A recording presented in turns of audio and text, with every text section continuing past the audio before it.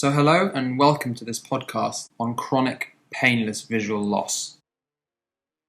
There are 5 important causes of painless visual loss that occurs chronically to be aware of.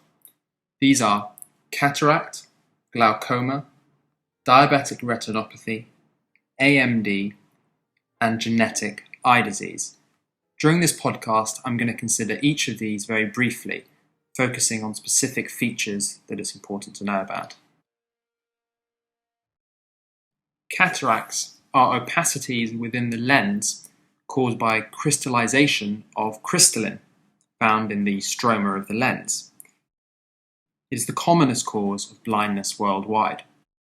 Causes of cataracts may be broken up into congenital and acquired. 25% of congenital cataracts are inherited in an autosomal dominant fashion. However, important other causes include any of the torch infections, maternal drug use during pregnancy, for example, the use of steroids, various metabolic conditions, galactosemia, hypoglycemia, and hypokalemia, and various chromosomal conditions, most commonly Downs and Turners. Acquired cataracts are much more commonly seen within the community, and there are 4 important causes to be aware of. The most common cause is simply the aging process, so-called senile cataracts. However, other causes to be aware of include trauma, that's any penetrating injury to the eye or radio treatment, metabolic conditions such as diabetes, and drugs, most commonly steroids. Patients will present with a gradual reduction in visual acuity and an increase in glaring, most commonly noticed when driving at night. The only treatment that's really available for cataracts is surgery, and this is usually performed when the patient's life is severely affected by the presence of the cataracts.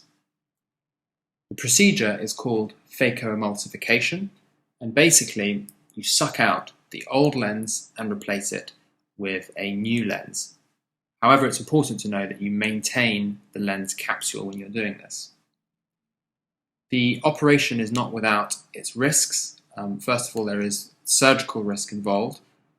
Perforation of the back of the lens can lead to leakage of vitreous forward and elevates the chance of developing a retinal detachment.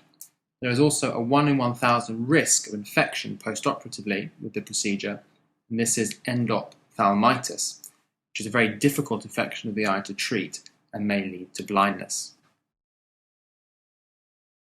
Moving on now to glaucoma. Glaucoma is a term used to describe a group of conditions in which elevated intraocular pressure leads to visual damage. The tendency to develop glaucoma runs in families, is more common in women, people who are short-sighted, and Afro-Caribbeans.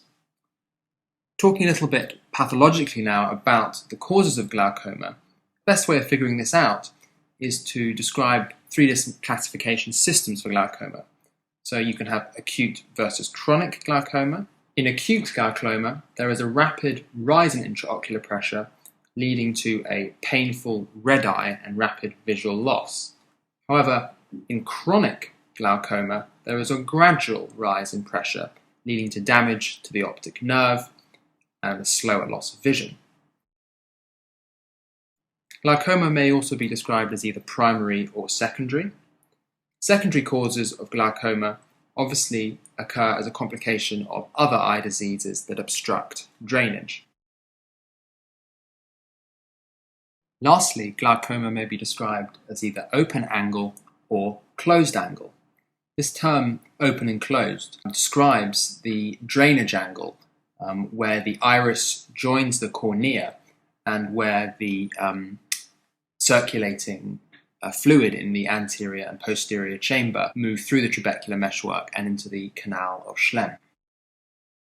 So primary open-angle glaucoma is the most common form and is due to reduced drainage through the trabecular meshwork. This leads to the chronic form with characteristic peripheral vision lost before central vision. In primary closed-angle glaucoma, There is reduced drainage due to the fact that the lens, or the aging lens, is pushing forward against the trabecular meshwork. Hypermetropic through a particular risk as they have a shallow anterior chamber. As we've said, closed-angle glaucoma usually presents acutely with sudden onset of a painful red eye and altered vision. It is a medical emergency. Secondary open-angle glaucoma can occur in various eye conditions. Examples include anything that clogs up the trabecular meshwork, so either proteins from a cataract or perhaps blood cells after a traumatic injury to the eye. Secondary closed-angle glaucoma is quite rare, but is due to eye conditions that lead to closure of the iridocorneal angle. Examples of this are uveitis and trauma. Glaucoma is a fairly asymptomatic condition. However, there are a number of features that it's important to be aware of.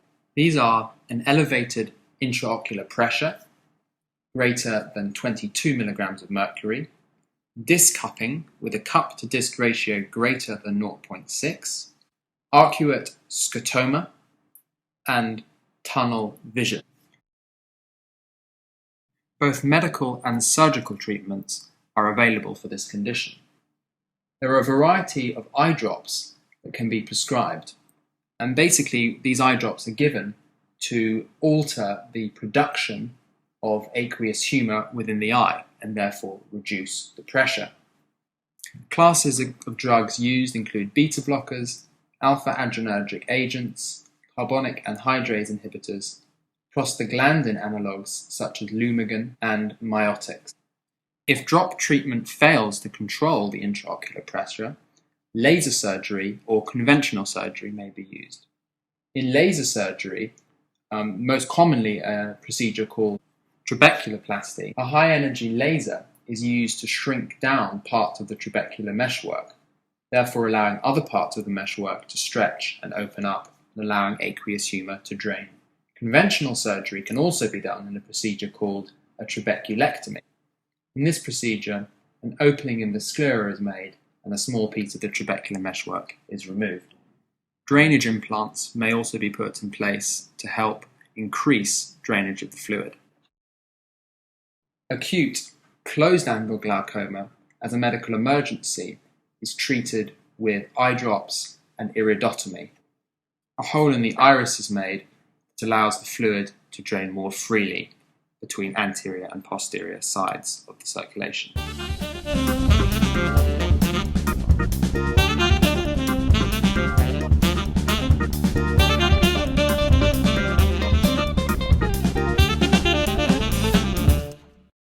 Moving on now to diabetic retinopathy. Diabetic retinopathy is an extremely common condition that usually occurs in diabetics after 10 years from diagnosis. There are 3 characteristic stages of diabetic retinopathy. The first stage is called background retinopathy, and individuals with background retinopathy have normal vision. The 3 characteristic features to be aware of on fundoscopy are microaneurysms showing up as red dots, hemorrhage in the form of dot, blot, and flame hemorrhages, and hard exudates reflecting lipid leakage into the retina. However, it's important to be aware that there is a particular form of background retinopathy known as cystoid macular edema or diabetic maculopathy, where there is loss of visual acuity associated with these changes. These changes with this condition usually occur, however, at the macula. The next stage is termed pre-proliferative retinopathy, characterized by cotton wool spots or soft exudates that represent areas of ischemia in the nerve fiber layer. There is also an associated reduction in the capillary network. Treatment of this condition is controversial, with most ophthalmologists suggesting no treatment, but an increase in examination frequency and an improvement in diabetic control. The last condition to be aware of is proliferative retinopathy, where chronic ischemia within the retina drives new vessel formation. However, the new vessels that form are always leaky. This leakiness can cause hemorrhage, fibrosis, and tractional retinal detachment. It is treated with retinal laser photocoagulation, which abolishes the production of angiogenic factors from the ischemic retina.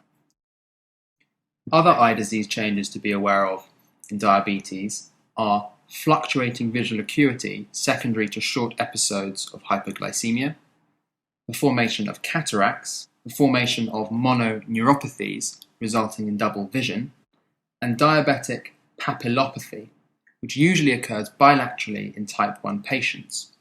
There is mild visual loss in association with disc swelling, macular edema, and exudates. Most diabetics will improve within 6 months following improvement of their diabetic control. I'm now going to go on to talk about AMD, age-related macular degeneration. Age-related macular degeneration is the commonest cause of blindness in the Western world. It's characterized by spotting of drusen, which is now thought to be a normal age-related process and is seen in individuals of 90 or 100 years old. However, in individuals younger than this, it can cause various problems. Loss of vision in this condition is due to complications, of which there are two. The first one is geographic atrophy. Basically what happens here is that the macular region wears away. This is the dry form and is characterized clinically by a slow decline in vision over many years, with central acuity affected greater than peripheral acuity. The other complication is subretinal neovascularization, or wet AMD. This results in a very, very rapid deterioration of vision, usually over weeks or days. It can be treated with laser or photodynamic therapy. Treatment of dry AMD, the more common form, is fairly sparse, and most people simply have visual supports, so low vision aids and are registered blind. So the final cause of chronic painless visual loss I'm going to talk about in this podcast is genetic eye disease. Specifically, I'm going to talk about retinitis pigmentosa, as this is the most common condition. So retinitis pigmentosa is a term that describes a group of progressive inherited diseases that affect the photoreceptors and the retinal pigment epithelium. It may be inherited in an autosomal dominant, recessive, or X-linked fashion, affects 1 in 4,000 individuals, and is importantly a bilateral and symmetrical disease.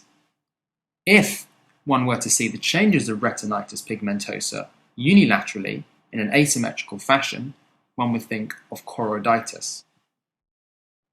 The two characteristic clinical features of RP are night blindness and tunnel vision that is progressive. Most people with this condition are registered blind by their early 20s or 30s.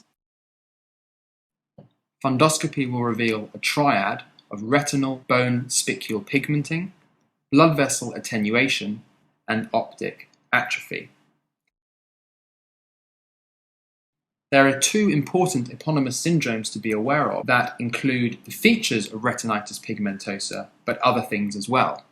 So these are Usher syndrome, where there is RP plus deafness, and this is the most common eponymous association, affecting 1 in 5 RP patients. The other is the Bardet-Biedl disease, characterized by RP plus extra toes and entrapment neuropathies. Lastly, there are two other important conditions to be aware of if you see a child who has lost their vision. These are Stargardt's disease and Best's disease. So, in summary, chronic painless visual loss can occur for 5 reasons: cataract, glaucoma, diabetic retinopathy, AMD, and genetic eye disease. A good history and examination will usually point to the correct cause. So that completes this ophthalmology podcast on visual loss.